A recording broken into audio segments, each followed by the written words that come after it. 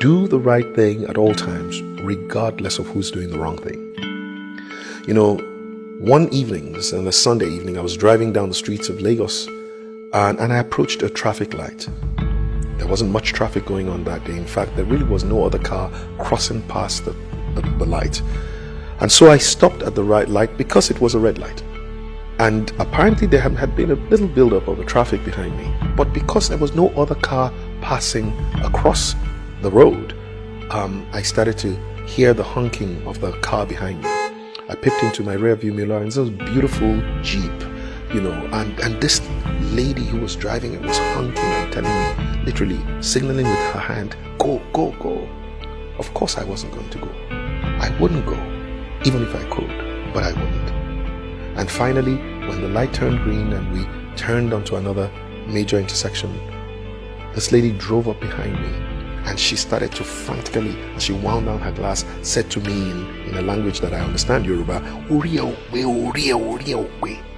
And she was just saying to me, "You are mad, you are crazy," for essentially stopping at a red light. What the lady didn't realize is that I am a commissioned officer of the Nigerian police force. And literally, it's unlikely that anybody would have arrested me as a policeman simply because maybe I went past the light. But I would not go past that red light, not because I'm scared of being arrested, but for the very simple reason that, number one, I fear God. Number two, I love Nigeria and I love the people of this nation. Number three, this is the most important one, I do have a respect for the law. That respect for the law is a respect that I have chosen to give the law because of my values. You see, the other thing that the lady did not realize was that as she was winding down her glass to tell me how crazy I was, she had wound down the glass, the rear glass, and two little beautiful girls were peeping their head out of this beautiful Jeep, looking at this man who their mom had just told was a madman for stopping at a red light.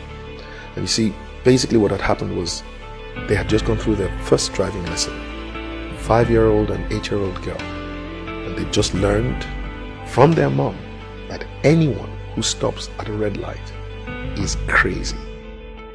This is essentially how we have confused a generation. And I'm sure you know that there was a time when there was a generation that knew what was right from wrong and chose to do what was right. And somehow they passed on the wrong signal to the next generation. And once that generation got confused, they started to look at what was right and look at what was wrong and called what was wrong all right. You know, the word all right comes from two words, altered right. It used to be wrong, but somehow now it's altered right. It's all right.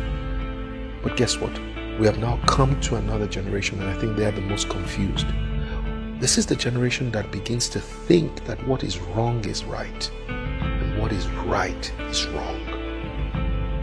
And so we have to go to a place where we restore not only our values, but we put it back, the right values, into the consciousness of our people. And the only way we can do so is each of us, especially you and I, choosing to be the ABCD of our values. In other words, first we have to be the advocates of our values. We have to be the proponents of these values. We have to go out and literally on behalf of the values tell people what we stand for. My great mentor, Dr. Christopher Collade, said, it's not enough for you to stand for what is right. You must let people know what you stand for. But then, apart from being an advocate, we have to become believers and behavers of our values. In other words, don't just say what you believe, behave in accordance with your beliefs. And then there is C, be a champion for your values. Choose to make and convince other people what it is that you stand for. And the last one, be a defender for your values. You know, you have to defend your values. Every time your values are violated, stand up for your values. You're standing on a queue and somebody else wants to go past that queue, say something. Don't just say Nigerians. No, say something. Insist that your values, the right values, must also be defended. And this is how we will put the right values back into the consciousness of our nation. Each one advocating, believing and behaving, convincing and defending our values. So go ahead and do the right thing at all times, regardless of who is doing the wrong thing.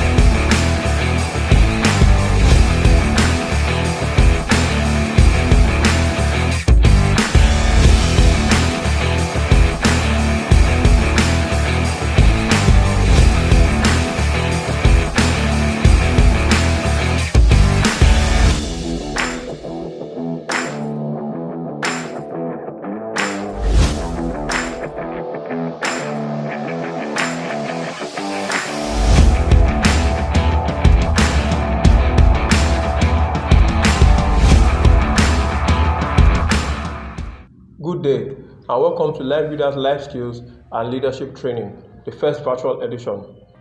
Team A New Nigeria. My name is Joshua Lubode. I am here with a team of experts in different fields to share ideas, that help us to build a new Nigeria. By my right is Chief Mrs. Grace Oluwatoye, the founder, CEO, and Executive Director of Lifebuilders. She would help us shed more light on what Lifebuilders has been doing with the LSLT training program for the past 20 years. Thank you. Good day, everyone at home. I'm pleased to introduce to you Lifebuilders NGO, a registered NGO that has been working around the issues of youth wellness over the past 2 decades. We have been able to design a curriculum called the Lifeskills and Leadership Training that gives every young person, according to WHO, actually from age 9 through to 24 in young adulthood, to run through the essential life skills training that positions one and empowers one to be able to live a good life. This year, we are focusing on the Nigeria of our dream, a time where everyone is so disillusioned about this great country called Nigeria, but to bring hope and let us know that the onus is on each and every one of us, especially tomorrow's leaders, who are today's youth, who need to reposition themselves and acquire the relevant skills for informed decision-making, goal setting, assertiveness, knowing who you are, your sexual and reproductive health, and your responsibilities towards the environment, so that together we can build a viral Nigeria where everyone is doing everything rightly, and then we can achieve the great dream of a better tomorrow. Thank you for listening and being part of this self-directed training. Wishing you the best for a greater tomorrow. Yeah, thank you very much. It is important that in building the type of Nigeria that we want, we need to start from the basics. The simplest unit in the country. That's each as an individual. Knowing who you are. Knowing who you are is important. Chief Mrs. Grace Oluwatoye would also help us, just expand the idea of what does it take, to know who you are as a Nigerian, as a person created by God. What does that take? What does that entail? How does that work? Thank you. Socrates once said that the greatest thing you can do for yourself is to know yourself. And once you know who you are able to make a lot of landmark achievements in life. I start to let you know that everyone is created by God. And when God creates you, so that the God factor in your being, and that is that God ascribes us to families. We don't have a choice. No one chooses his or her parents. You just discover yourself that you are being nurtured by somebody you can look up to and call pa or ma. And then we also push the idea at Lifebuilders that family is sacrosanct, because people whom you are related with blood affinity or even adoption, have critical roles to play in your life. So knowing who you are as a male or female is very, very critical. Knowing how to relate as friends to people, identify those critical factors of communication whereby you communicate in an assertive manner is very crucial. And along this continuum, you surely need a lot of skills, a lot of life skills. And the team of experts here, young people like yourself, are going to be pushing out these ideas of what you need to know about your mindset and how it affects your position as an individual, as an entrepreneur, as a worker, or as a self-employed person. And also, you are going to be taught how the core values you share in life help with how you can have contributions to national transformation. They are also going to tell you about how you set your goals and how you can become a transformational leader. Young persons are always confronted by the issue of sexuality. By the time you are reaching puberty, your body talks to you, you have peer pressures, and you have a lot of things to contend with. Getting the right information, the sexual and reproductive health expert is here in the house to tell you the way to go, what to do, what not to do to get the best out of life. As still part of extension of knowing yourself, the psychology of it, the self-esteem you have to build for yourself to know who you are and how you stand, as well as when you need to refuse or when you need to negotiate your relationship to avoid risky friendship or exploitation by the other person will be taught during this session. And we are also going to be able to link you. The learned person is here on the team, a young barrister who is going to tell you about your role, about how we enforce all the numerous laws that are already in place according to our constitution, as well as the numerous bills that have been assented to by our lawmakers. And of course, in this era of environmental changes, Lifebuilders is also very much interested in the environmental conservation issues. We have been a one-time awardee of the UN for our contribution to the environment, the Equator Award. And so an environmental expert in the house is also going to be talking about the way to go in the future and how we live our lives to ensure that we have a balanced life and a better environment to mitigate the climate change that is staring us in the face and that can mar our future. So I welcome you to the session on the Nigeria of our dream and your role in it as a young person for self-actualization as well as national development. Enjoy it.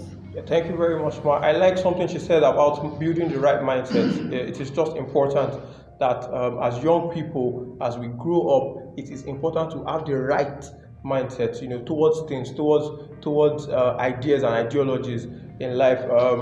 It's something that we've noticed. There used to be a time when people used to feel like, once I'm done with school, I should get a job. Employment was something that was important. But now you see people building their mindset around, okay, I want to own my own thing, and entrepreneurship and those type of things. Mr. Wale, what do you think about building the right mindset and how that goes to play in employability and entrepreneurship as it is today? Thank you. Looking at the theme of this year's virtual training, the Nigeria of my dreams, the question I'd like every young person and anyone that is watching this video to ask themselves is, where do I see Nigeria tomorrow? What is the Nigeria of my own dream? When you answer that question to yourself, that is then now going to guide your mindset. Before I talk about entrepreneurship, your mindset towards where you are right now and towards where you want to be is key. The truth is that we are all, every Nigeria today is as a result of the decisions that were made yesterday. Where you are today as a person is a result of the decisions that you made yesterday. So when you ask yourself, which Nigeria do I see tomorrow? When you answer that question, the next thing you need to achieve that is your mindset. Your mindset is like the fuel that you put into the car that drives you from your present to your future. Now, when we talk about entrepreneurship and employability, the truth is that a lot of times we find it hard to see yourself doing anything meaningful without having that liquid in your pocket. And then we're not talking about I want to be employed, I go to school, I come out, I want to. Yes, of course, all of that is good. But I want us to know that even as an employee, you need the entrepreneurial mindset, because there are a lot of things that you need as an entrepreneur that would join with your mindset to take you from the present to the future. As a matter of fact, the dreams that you want to achieve tomorrow cannot be achieved without money. It is a fact of life. That's true. So you need to create wealth. Whether under somebody, whether under an employee, or whether for yourself, you need to create wealth. And then when you are able to create wealth, then you are able to fuse entrepreneurship and mindset together to go from where you are right now to where you are going to. I like us to know that whatever it is that you passionately develop will in return develop you or mar you. So whatever it is that you lay your hands on today and you develop, you just know behind your mind that if it is towards the right direction, if it is a positive mindset that you decide to develop, it will later on develop you. If you decide to not go the positive way and you go the negative way, as long as you're passionate and you develop it passionately, it will come back to do the same to you. So your mindset towards the future, you want to see a Nigeria that is beautiful, you want to see a green environment, you want to see a Nigeria where there is employment, where there is compliance to the law, where there is good roads, good hospitals, good everything. It starts from now. It starts with you. Develop the mindset towards it. Tell yourself, I can. You want to see Nigeria that is good, I can make it work. You want to see a hospital that is working, I can be a part of it. You want to see a Nigeria where the security system is working, I can be a part of it. Now, when you have the I can mentality, it is just easy for you to build a mindset that works towards achieving that. And in Lifebuilders, we believe that entrepreneurship is not just about business. Entrepreneurship is about making that change that is required to take us from where we are right now to where we're going to. Thank you. Yeah, so I like how you said it's not just about business. It's taking us from where we are right now to where we are going. You know, taking the nation from where we are right now to where we are going. And that just comes down to being loyal to growing the nation and developing the nation. And loyalty is a very important core value that I believe that every Nigerian must have. We must be loyal to a particular cause. It might not be the general cause that everybody is loyal to, but there must be something you are loyal to. Because loyalty in itself is not all right. You know, it's not okay. It's not enough. You need to be loyal to something, and that something must be something good. It must be a good cause. Because there's loyalty in the Boko Haram camp. There's loyalty in the ISIS camp. They are loyal to that cause, but that cause isn't exactly a good cause. So loyalty is an important core value that I believe we should share. You agree with me? Yeah. Loyalty, I believe we should be committed. You know, we should be committed. We should be honest people. That is something that we must share in common as Nigerians. My parents used to share certain stories with me about how in the past there's been a time where you want to buy something and the person is not there, and what you do is you can drop the money and then you pick the product. And you know, that was the time when we're honest. And I feel like we need to go back to that point. We need to go back to that point where there is just that level of honesty. You know, as young individuals and as Nigerians, it is important that we just have this right set of core values, discipline. You know, when we say things about coming on time, African time, those type of things, it's time for us to start inculcating discipline into our young people. And all this helps you as a person when you now want to set goals for yourself. When you want to set goals for yourself, you now have the discipline to pursue those goals. You know, you are loyal to that cause. Now, the goal you are even setting for yourself is something big, something bigger than you. You know, and it just helps you to become a generally more effective leader. And leadership is another thing that we have a challenge with. Mr. Okola, what do you think about leadership and goal setting? You know, young Nigerians should be able to set goals that are bigger than them, to be able to lead others into this Nigeria that we dream about. Thank you so much. Leadership is critical in developing, young people in their development, in their utmost development, and also it will impact the kind of Nigeria that we see as we go ahead. So you want to be the kind of individual that will lead the change, that will lead lasting change, solve actual problems, that will bring development to the doorsteps of people. I mean, solutions should not be remote. Solutions should be useful. Solutions that you create and develop should have long-lasting impacts, even on generations to come. We need to start thinking ahead. And the best way to do that is to think as a leader, to begin to see how you can develop, your leadership skills and drive change in your community, in your environment, and with the people that you lead as well. Be a transformational leader. And one of the most critical core values that you need to have to be able to develop the leaders around you and to also develop yourself is goal setting. You need to be able to strategically come up with creative goals that will lead you to the destination where your vision is. So you need to have a broad vision of what you want to achieve, of the solution that you want to bring to the people. So when you set your goals, they have to be smart. We've all learned about SMART goals, where your goal has to be measurable, it has to be achievable, it has to be time bound, and it has to be realistic and all of that. But beyond that, you need to be able to take risk and not just sit on the fence waiting for things to work. Things will not work if nobody moves the things along. If you don't plug in your AC, your computer, or whatever it is to the socket, it's not going to do the work that it has been asked or that it has been designed to do. So we need to plug ourselves in to driving change regularly by setting those goals that can be milestones to achieving big things. You don't want to be an ordinary person. You don't want to be the person that in 5 years' time, your name does not resonate any positive transformation, impact in people's hearts.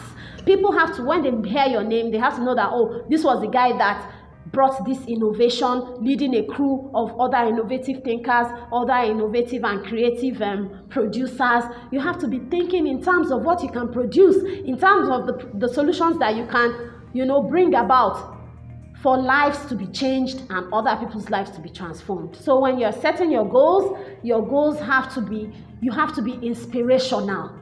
Inspire the people around you so that you can all run with that vision, so that you can all run with that large, goal. You can't get anything big done if you don't cut it into smaller sizes. So you cut it into smaller sizes, deal with A first, B next, C next, tie it up, see what you can, develop from there. And it's collaboration. Everybody has a different skill that you can utilize. You can't do it all by yourself. You want to be a transformational leader and set good goals that people will follow and, bring about lasting change. Then you have to collaborate with people and synergize so that you can build something amazing, something engaging, something believable. And of course, another important skill, one of the most important reasons why we set goals is so that you can focus on getting the job done. Focus on getting the job done. On just getting the job done. Yes, it's something that's very, it just helps you because your goal is now time bound. Exactly. You can now say, okay, by so time I want to get this done. Thank you very much, man. That has been pleasure. Truly insightful. Insightful. Ladies and gentlemen, we'll be right back. We'll take a short break quickly.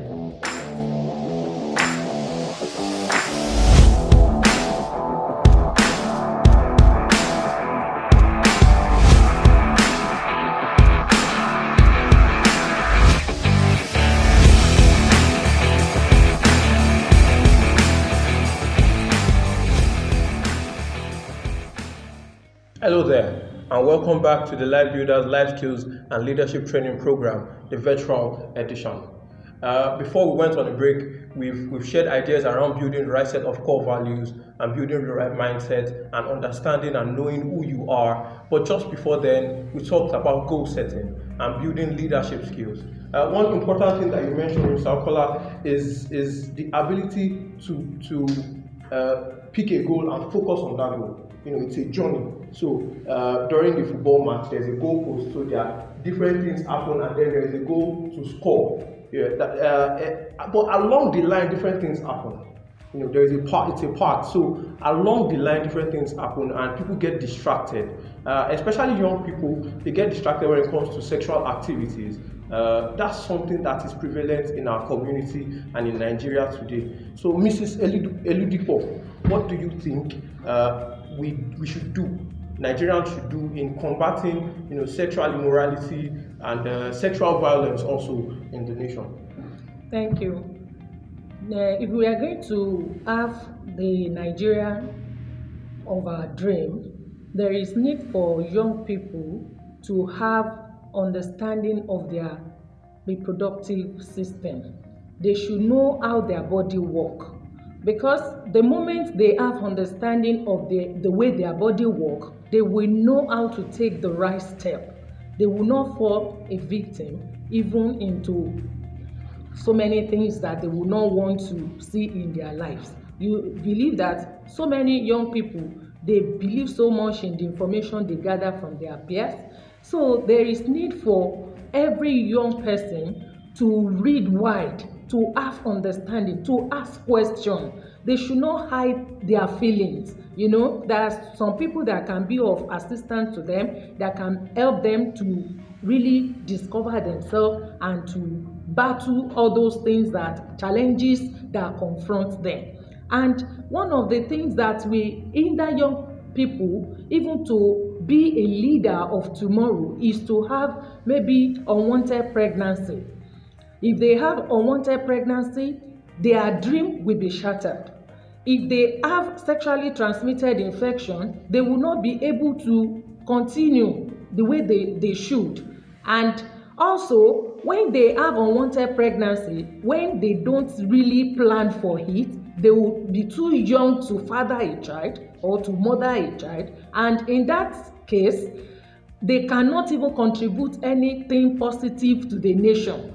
They cannot really make impact in the nation. So there is need for young person even to get more information. And at the same time, some people, they believe that when you talk about sex, is something sacred, that there is no need for you to say it.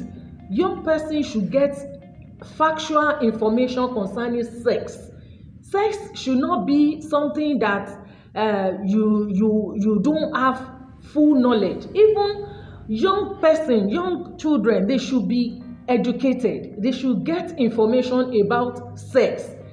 It's just that you just give them information based on their age, so that when they grow up, they know the time that if somebody touched them in any way, they know what to do. They know how to report. That is the reason why you see a lot of rape, a lot of cases that has to do with sexuality all around, because people are not well informed about their sexual and reproductive life. And another thing is that some people, they are sexually active. So if they are sexually active and they have dreams for their future, there are some contraceptives that they can take to prevent them to have unwanted pregnancy, dumping children all around. That will not be anything like that. You know that is your own option. You want to have sex, then you want to have sex and you don't want to get pregnant, then you go for contraception. But what we advocate for young people in Lifebuilder is abstinence. It's possible, maybe because of your ignorance, you have fallen victims, you've had sex unknowingly, you can still adopt secondary abstinence, whereby you make up your mind that I'm not going to have sex, I'm going to delay sex until when I'm ready. Sex should not be something that you just find yourself in it mistakenly. It should be something you make decision that, okay, I want it, I want to have it. That means you are able to take responsibility. Anything that comes out of it, you know that you are mature enough to handle it. So young people that want to be part of the leaders of this nation, they should have enough information concerning their sexual life and reproductive life. Thank you very much, Mark. You mentioned something about wanting to do it yourself, making that decision. And I feel like that comes from, having a true identity in yourself, knowing what you want from yourself. and accepting the right things from yourself. And that just boils down to having the right type of self-esteem, having high self-esteem, as we like to put it. So, Ore, what do you think? What does it take to build that self-esteem? Okay, thank you very much. Your self-esteem is your overall sense of self-worth or personal value. And as a person, you have to build a sense of self-worth. You have to know your value. People outside there can't really value you as much as you value yourself. So you have to build your own sense of self-worth such that they respond to how you build yourself. Now, relating this to the theme of the Life Builders training now, which is the Nigeria of our dream, life skills needed by today's youth and tomorrow's leaders. Unarguably, we the youth now are the leaders of tomorrow. And for every youth to build this sense of leadership, we have to be self-developed. This is what Life Builders is trying to promote. And now, when you have your high self-esteem, because self-esteem could be high or could be low. This boils down to when we are in school and you're in a class setting, and then a lecturer asks you a question, and in your mind you have an idea of what to answer, it, but because you have this thought of, if I say this one, this auntie will not say I'm doing oversabi. If I answer this one like this person will say this, and then all of that starts to pile up until you can no longer stand and be confident in yourself. But when you have a high sense of self-worth, there is a high self confidence in yourself. You have the ability to think for yourself, to stand for yourself, and know that this is what you want, this is what you don't want, this is the right thing, this is the wrong thing, and follow that path. And so we are leaders of tomorrow. We want to attain leadership positions in life, and all these things are related to you. Before you can lead a people, you have to be able to lead and manage yourself. And in that way, you develop your self-esteem, your self-worth, so people will see you how you see yourself. Your opinion about yourself really, really counts, really matters. Because if you see yourself as unworthy, unserious, valueless, that is the same way other people will view you. Or you see yourself as important, as someone that is needed, someone that can make a change, then other people will adopt that mentality about you, and they want to see what you can offer to the table. So it's important for every youth out there. We are also young people here. It is important for every one of us to have a high self-esteem, to have a high sense of self-worth, so we can bring something important to the table. Thank you very much. Yeah, it is important for us as youth to have high self-esteem. Ladies and gentlemen, we'll be right back. We'll take a short break. Thank you.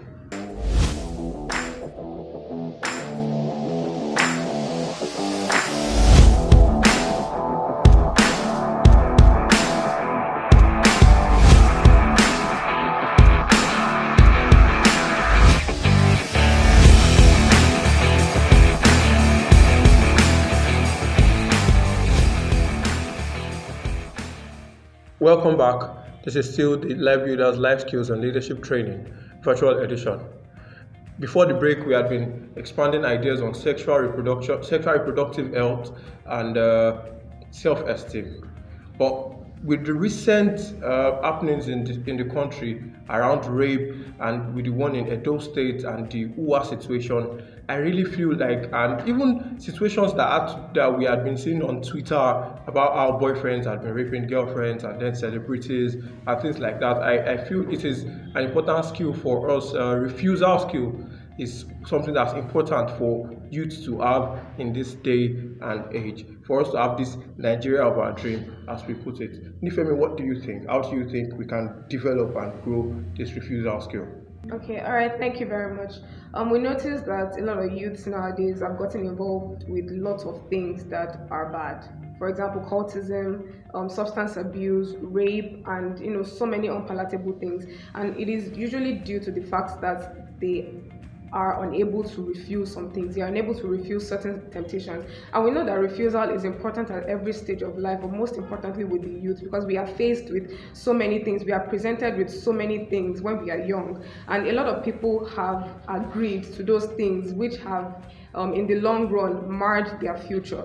So refusal skill is really important as a skill, because I feel that if a lot of people cannot do something, it is considered a skill because you have to learn how to do it. So refusal skill is really a skill that is really important with today's youth. And with life builders, imbibing critical life skills within youth for the Nigeria of our dreams, refusal skill is one of the most important things that we need to discover as young people. So refusal skills are a certain set of skills that help young people to prevent engaging in situations, high-risk behaviors that present unpalatable situations or circumstances. So these refusal skills, now we talk about, okay, saying no to some certain things, but it's not compulsory that, okay, you actually say no, everything, no, no, no. There are some things that you can actually exhibit. There are some things that you can do that it doesn't necessarily have to be verbal, but you are saying, you are affirming it with the way you are behaving. So for example, now one thing that is really important is negotiation. So negotiating is pretty much suggesting something else that is more healthy, that is more fun, just to get out of a situation that you know that is going to be really tight. So for example, a guy is inviting you to his apartment, but you don't want to go because you know you have already thought about the risks that are involved. So how do you go about this? You could as well just balance things up. I'm putting in effort by moving from where I am. At the same time, I feel like you should also put in effort to move away from your comfort zone to meet each other halfway. So in that kind of situation, you are able to suggest to the person that, okay, I don't feel like we should meet in your place. I feel like we should get into a more public environment, go to the cinema, or somewhere where we are in the midst of people, such that you have been able to avoid that situation. You have been able to avoid stories that touch. So a lot of times, a lot of people that you hear that have been raped or molested or something like that, they have found themselves in situations that they have not been able to get out of. So why not avoid those situations first of all, before eventually finding yourself and wishing that you weren't there in the first place? So all these things, you also need to be able to ascertain yourself. You need to be assertive. But by being assertive, I don't mean being aggressive, because they are on two opposite poles. So being assertive is more positive, while being aggressive is more negative, such that when you are presented with something that you don't really like somebody trying to take advantage of you, you are able to, be assertive. You're able to say no without having to slap the person or, tell the person that, be violent. We're not talking about being violent here. We are talking about being assertive. So you are saying no, you are being firm, but at the same time, you are being warm. So you need to know how to balance these things. You need to know how to be able to refuse some things that are placed, in front of you. So with these refusal skills, you are also able to, by being assertive, I do not mean that you should be giving, by being firm and not and being, by being firm and warm, I don't mean that you should be giving mixed signals, like, okay, I'm supposed to be firm, at the same time I don't want the person to think that, okay, I'm still being, I'm still leading him on, in quotes. So these things, you should be able to not send mixed signals. At the same time, you should be able to you should be able to be firm. So these skills put you at an advantage, make people respect you and give you that self-identity in such a way that people see you as, this person stands for something. So when they are being placed with leadership roles or something, they put you at that pedestal that, okay, this person really stands for something and this person can make things move. So you have given yourself a self-identity and you have placed yourself as somebody that people can respect. So I feel that this is an important skill for today's youth, and it will really go a long way in shaping the Nigeria of our dreams. Thank you very much. Being assertive and being aggressive are two different things, as she has rightly said. To be assertive in a nation like Nigeria can be pretty difficult, considering the fact that our law enforcement agents make it difficult. You want to do the right thing and say, I'm not giving bribes, and then you see the police officers ask for bribes, and you said, no, this is wrong, and then they tell your guy, now so will they do them. Those are things that are very wrong. And law enforcement is another issue that I believe we need to address, for Nigerian youth and for Nigerians in general. Barrister Toluwani Shogodiron, what do you think about law enforcement in Nigeria? How do we make law enforcement better? For people to be assertive people, and they know that they have the backing of the Nigerian Armed Forces, the police, and other members of the Nigerian Armed Forces. Thank you very much. Law enforcement in Nigeria is something that is very germane, is important, and it's necessary, because What's the sense of having laws when there is no enforcement? But before we can say we want to enforce laws, we must know the laws.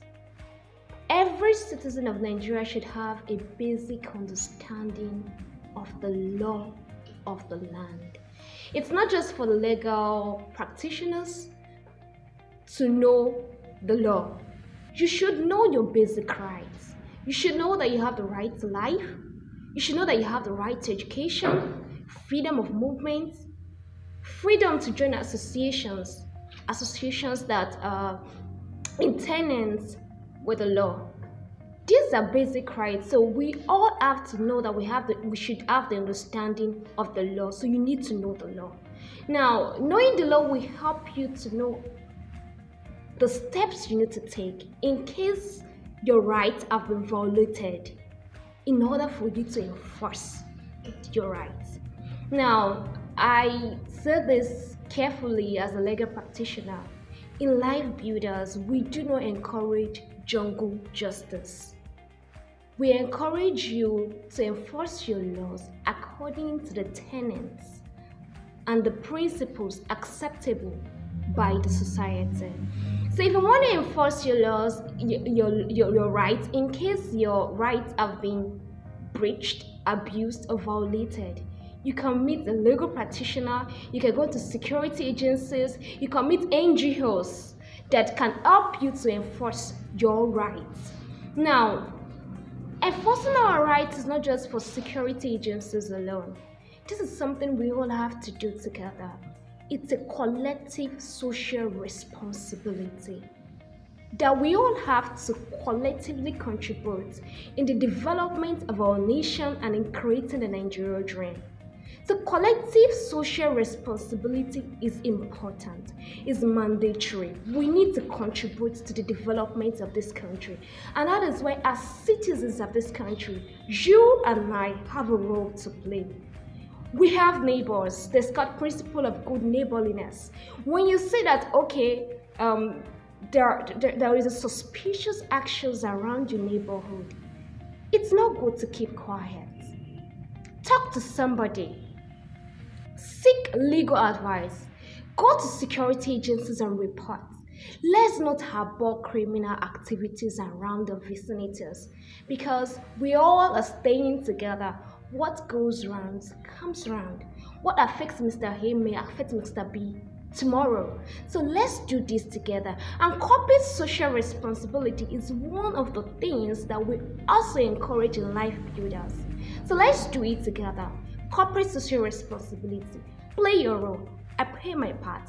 Play your role, and then we realize that law enforcement in Nigeria becomes very easy. Thank you very much. Wow. Collective social responsibility. It is our cross to carry as a nation together to ensure great law enforcement in the nation. Collective social responsibility also reminds me of how we need to take care of our environment as a people. There are parts of Nigeria where you go to and you feel like, oh, I'm not in Nigeria right now because that place is so neat. And our norm is, oh, our environment is not neat, and we are not taking care of our environment. We have an environmental specialist here with us to shed more light on how to effectively take care of our environment and make Nigeria that place that we dream to be. Mr. Kolade, the floor is yours. Thank you for having me. Two key things I want to highlight before we look at other areas. One, we do not have any other planet. The only planet that sustains life is the Earth. Second, the problems of the environment are quite very visible today, very apparent. They are now on the table when it comes to global concerns. So they are not things that are not visible. If you go to the north, there's desertification. In this part of the south, you find that there is massive deforestation. Beyond the fact that we have issues around climate change, poor waste management, we see flooding that is induced by poor disposal of our waste. So you find quite a myriad of environmental concerns and problems that needs to be resolved currently. Now, the reason why this is also very important is because the leaders, the elders, they have taken certain actions that has predisposed us to some of the concerns we have now. And now we have the youth who have to rethink the way things will be with regards to policy, with regards to projects, with regards to programs, in order for us to be able to have a sustainable environment that can also sustain life in perpetuity. Now, if we want to look at it basically, what do we do as human beings with our waste? If we look at this table, for instance, we have PET bottles. Yes, we are having a conversation. By the time we're done, what happens to these PET bottles? That's our level.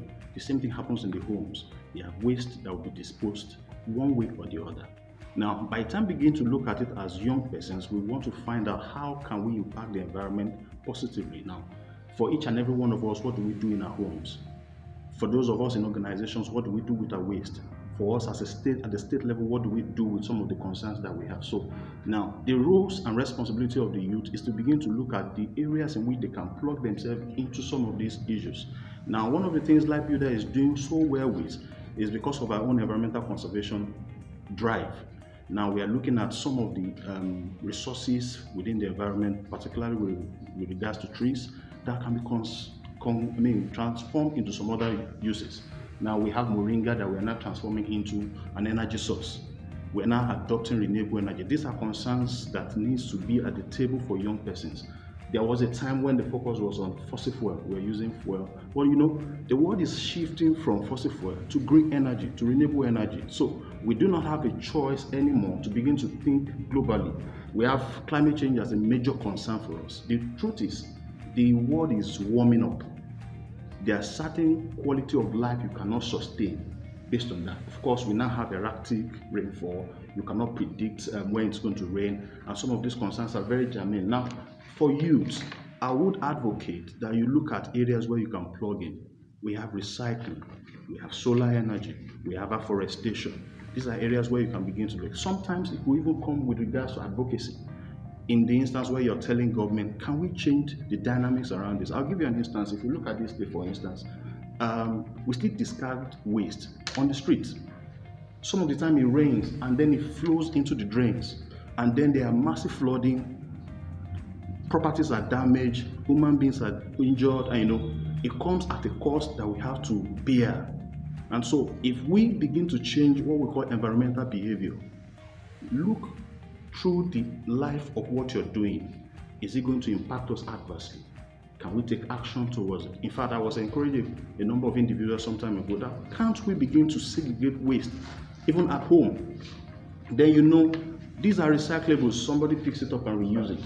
These are degradable, they biodegrade. Can we turn them into manure? We don't have to just lump all the waste together and then discard and let it just flow into and constitute problems for us. So these are some of the things we need to begin to look at as youth, and then plug ourselves into it and then make a change for us and ensure that Nigeria is better for it. Thank you very much, sir. We have shared wonderful thoughts from goal setting to having the right set of core values, to understanding who you are, to having a high self-esteem, to sexual and reproductive health. I would just like Chief Mrs. Grace Oluwatoye to round up and help us understand how youths can begin to map out their life. And when each person begins to map out their life in such a way that we can build this Nigeria of our dreams, we would have that Nigeria of our dreams. Wow, the floor is yours. Thank you very much, viewers at home. It's my pleasure again to come and admonish you on things you can do to let us have a Nigeria of our dream, where we all want to stay. I remember some 3 decades back, the dictum in Nigeria is that money is not a problem, or how to spend it. And that was a time everyone wants to come back to Nigeria even after bagging your degree from outside the country. It's unfortunate now that people want to move out en masse because they think the Nigeria of their dream is not coming. But like all our experts have admonished you, it is in our hands. 200 million people can't move out of Nigeria. No matter what we try, an entity will remain called a country in West African sub-region of the world. And so I just like to admonish you further to take this exercise on your home right there as you watch it. We call it Mapping My Future. Every of the 30,000 youths who have participated in our past trainings have had to undertake this training, And the feedback, this exercise rather, the feedback we get is that it really refocus the attention. I tell you the story we make around mapping my future. You take a blank sheet of paper, a plain sheet of paper, and you rule a line across. At the left-hand column, put your date of birth. A little in between, we usually deal with people who are on the continuum of young preteens to teens and young adults. And we ask you to map when you come in contact with this training. Today, when you come in contact with this training, please map your age. And we always tell people that it's like God has given everyone a blank check of 120 years. If you are 20 years old today, it means you still have 100 years ahead of you. Please try to refocus based on the skills you have acquired here today. You've learned better who you are, whether male or female. You've learned how to set your goal. You've learned about values. You've learned about what to do. Then begin to map out what you want out of life. When do you want to graduate or acquire those skills that will give you self-reliance? Map it out. When do you want to get married? Map it out. When will you like to acquire your first house? Map it out. When will you like to even have your grandchildren? Map it out. You will realize that at the end of the day, the vision is truly for an appointed time. Once it is written down, the day of accomplishment is going to come.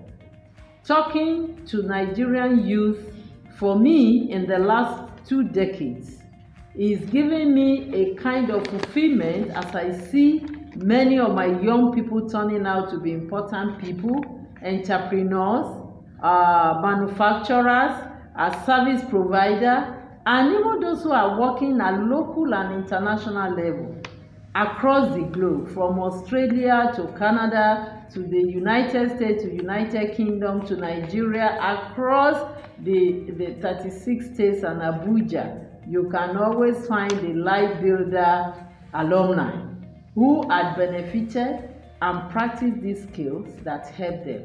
So if you have in view that your 120 years blank check given at your date of birth is going to expire one day, you need to look back and tell yourself, what legacy are you leaving behind? What will you be remembered for? This is an era of innovation. A lot of things are still waiting to be discovered and showcased around the world. At Lifebuilders, we've been able to work around the issue of the plant, the moringa plant that is nutrient dense.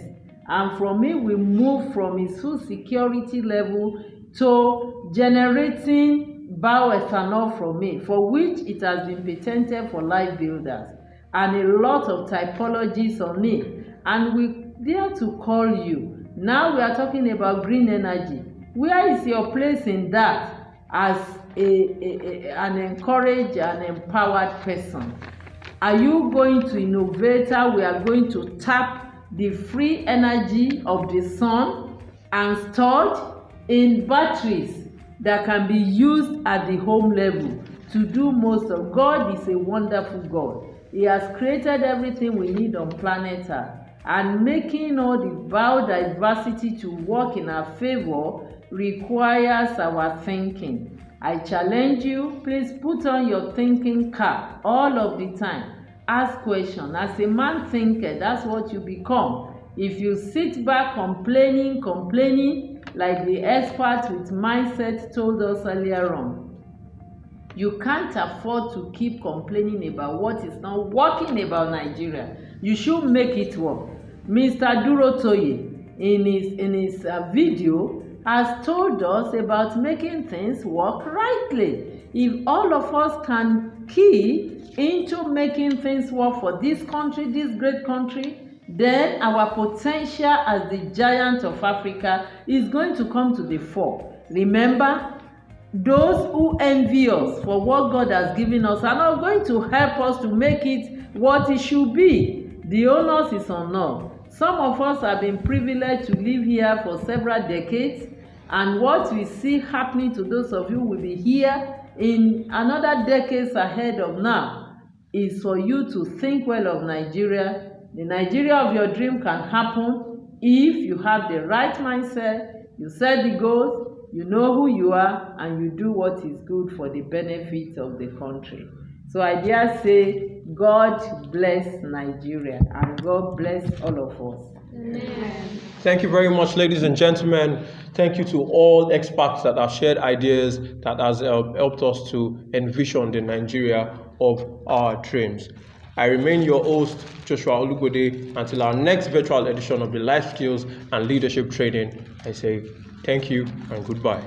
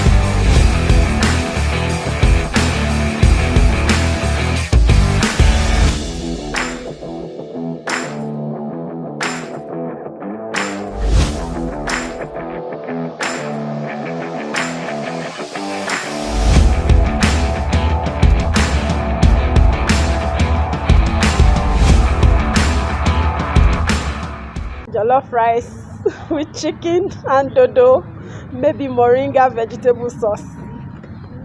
That would be it. Yes.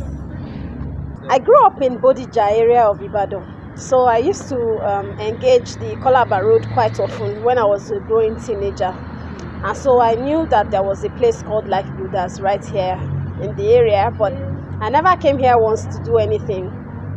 But many years later, I was looking for something to engage me in my area of specialty, and so I remembered that there's Lifebuilders right here, and then I came to seek out any volunteering position, and I was well received by our convener and our executive director, GOG, and it's been an amazing experience since then and still now. Thank you. Okay, for many years I had wanted to organize an empowerment training for women, but I couldn't do that because I was in a situation where I had to hold on for a bit. I just had a baby. But after a while, I knew that I just had to take on that challenge. And so I gathered people. One of the first things I did was gather skilled hands and unskilled hands to help me actualize that vision. And we were able to do a very explosive event for young women in Ghana, because I was living in Ghana at the time.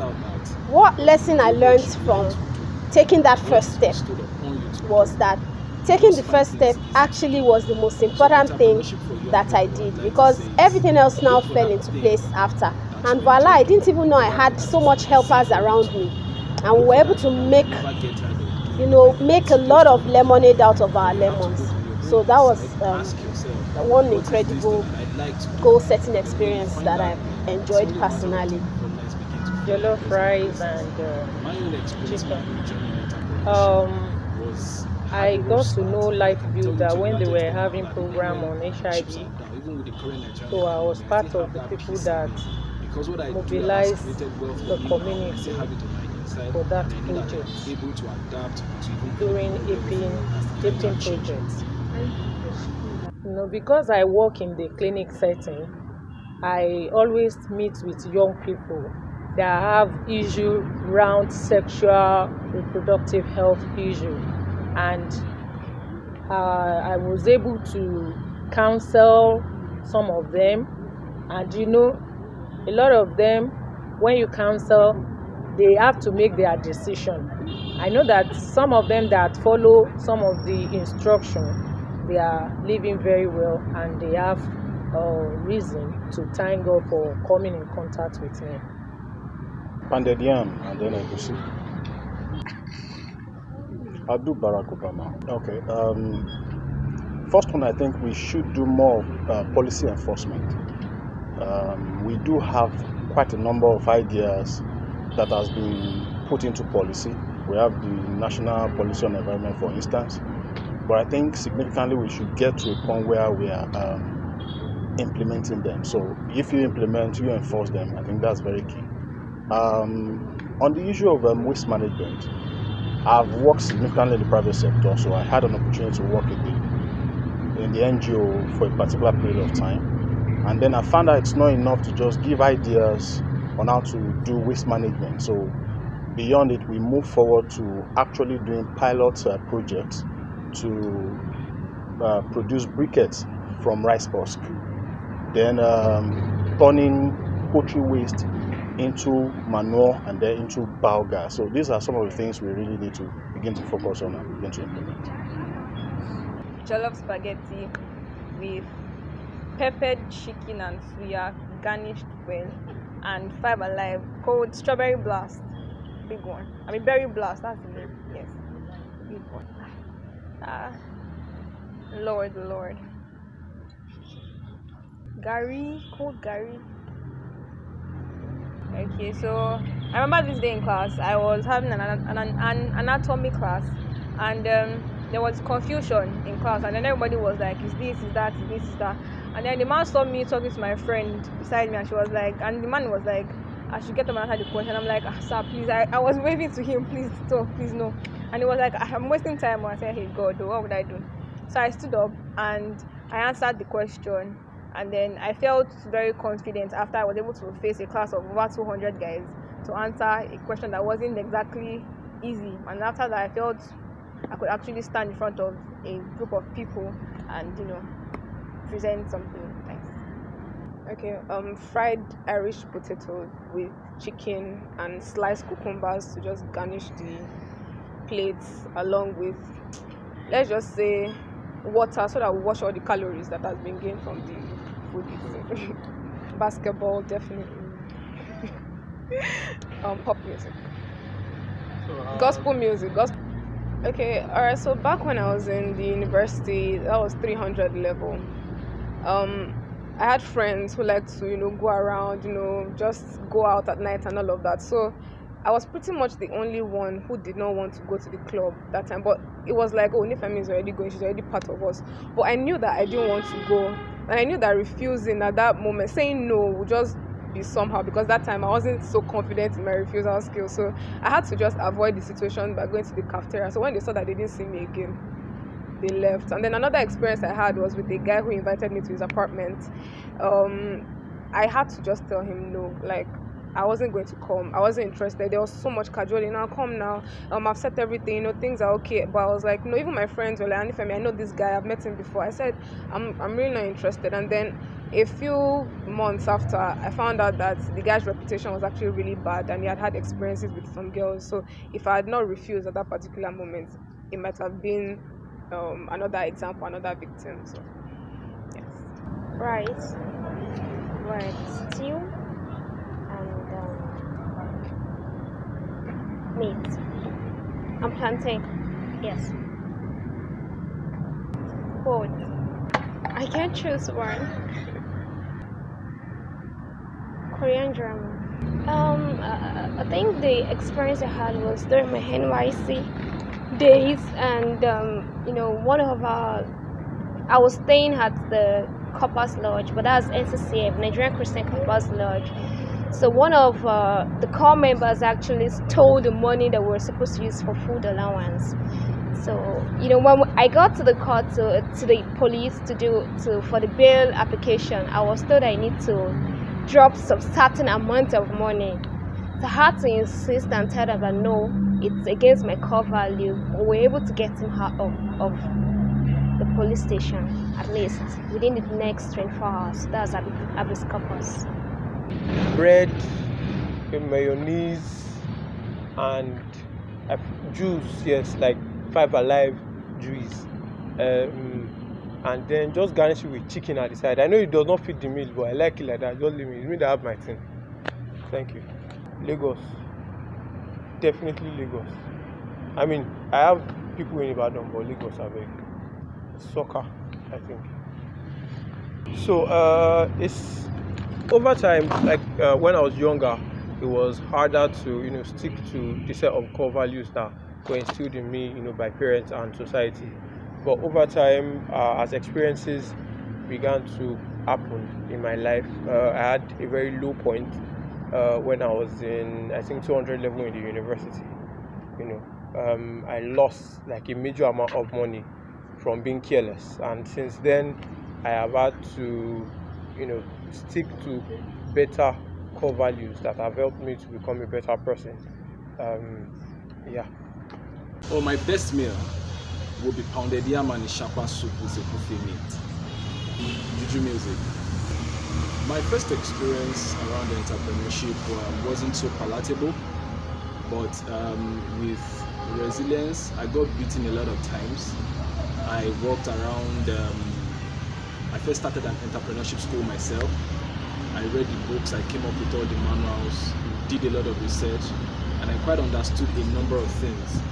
But then when it goes to the practical session, things were just tougher than they looked on paper.